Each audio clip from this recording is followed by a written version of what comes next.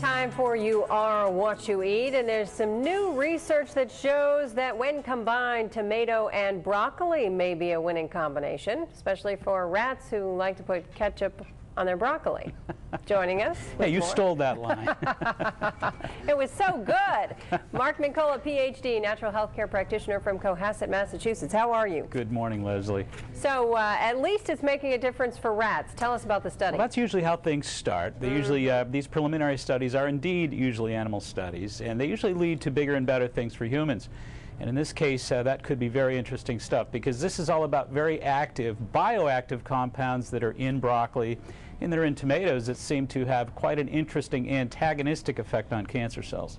So what did they give the rats? Concentrates of the vegetables? They did indeed. This is a 22-week study. What they did essentially is they implanted these rats with human prostate cancer cells. Over 22 weeks, sizable tumors had developed. And during that same 22-week period, I should point out, what they did indeed was give them very highly concentrated powders from tomatoes and from broccoli. And these concentrated powders did somehow have this flex this sort of anti-cancer effect.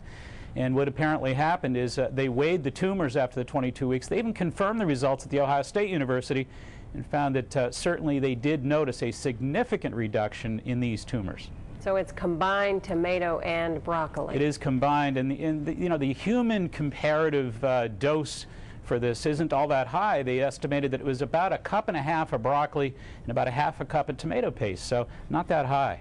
So you could eat that. I think I could get away with that, absolutely. Is it raw broccoli, or can you cook it? Well, I think, again, you're talking about compounds that are inside these foods. If you don't overcook them and completely wash out the nutrients, they're still readily available either in raw form or slightly cooked form, steamed, etc. If folks want to learn a little bit more about this particular study, Leslie, they can check out our website at www.maxhealing.com. Very interesting. Mark Mincolla, thank you for being here. Thank you. And coming up next week, how personalized diets may offer relief to advanced cancer patients.